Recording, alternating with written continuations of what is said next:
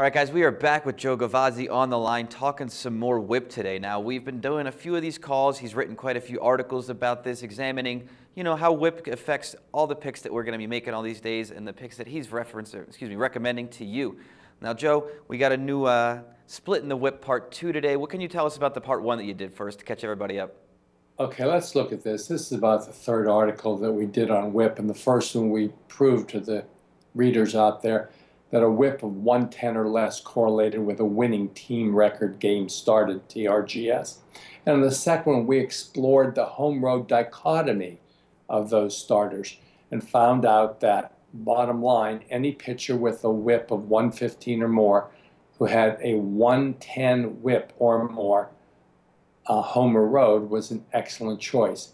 Most specifically, that played out on the road, where road starters with a year-to-date whip of 115 and a road whip of 110 or less were a resounding 58-20 team record games started, good for nearly 75% winners. All right, Joe, now for part 2 coming up here, we're going to take a look at correlations for high whip. What did we discover with this one? Well, we discovered in the previous article that you could start as low as 135 and begin to see negative correlations with the team record games started. Here I've isolated it more specifically. And I'm going to give you the bottom line here, because this is a 61% play on over 300 plays so far this year. You simply want to look at the home-road splits, play against any road pitcher who has a road whip of 1.55 or higher, and against any home pitcher who has a home whip of 1.55 or higher.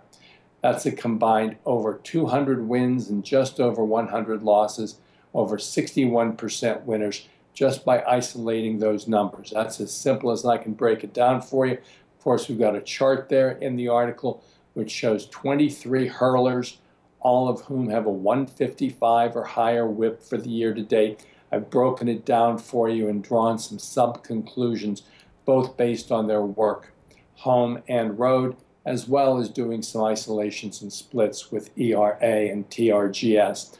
All of some good information out there, but I've quantified it for you and made it pretty easy with the parameters I just gave you. Absolutely, Joe. And just on another side note, Evaldi, Jerome Williams, both playing tonight, so you want to take a look at those plays for tonight. Also, we're going to have links to those articles in the description as usual. Now, Joe, we got one more question for everybody out here. We want to keep working on all these whip articles, but we need some help, don't we? Yeah, we really do. And as you guys all know, you get a tremendous amount of free information from SBR. They're gracious enough to provide that with you. And in return, we'd like a little help from you guys. It's something you may already have. I've got some hypotheses that I want to test, and it's about 5 innings pitched. We can all use some extra money betting 5-inning games. What I need from you guys, and you can get it directly to SBR, is I need the 5-inning records of both the teams and the starters, home and away.